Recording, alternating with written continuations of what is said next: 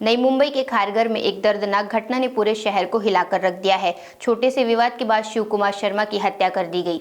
ये घटना रविवार रात 8:30 बजे उत्सव चौक के पास हुई, जब सड़क पर आगे निकलने को लेकर हुए विवाद में एक बाइक सवार ने शिव कुमार शर्मा पर हेलमेट से हमला कर दिया। घायल अवस्था में शिव कुमार खारघर पुलिस स्टेशन शिकायत दर्ज करने पहुंचे, लेकिन वह शिकायत दर्ज कराते समय बेहोश हो गए।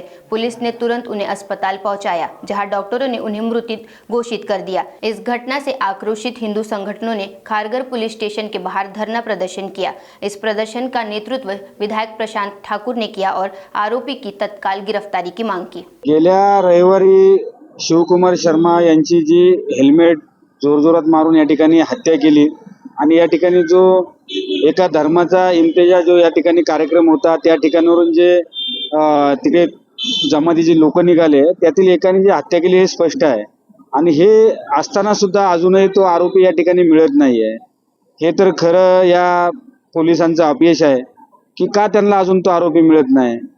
सैफ अली खान वरती या राज्यामध्ये हल्ला झाल्यानंतर दुसऱ्या तिसऱ्या दिवशी एक चाकू हल्ला होतो, परंतु ते आरोपी लगेच मिळून येतात।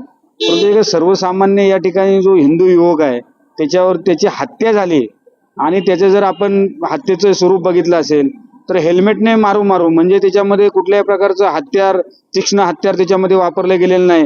त्यामुळे आरोपींचा हा प्रयत्न आहे काय जरी उद्या जरी पकडलो गेलो, ज्याप्रमाणे जितका लेट आरोपीला पकडण्याला होईल तितका तो सुटण्यासाठी पात्र आहे, अशी न्यायव्यवस्था आपली आहे।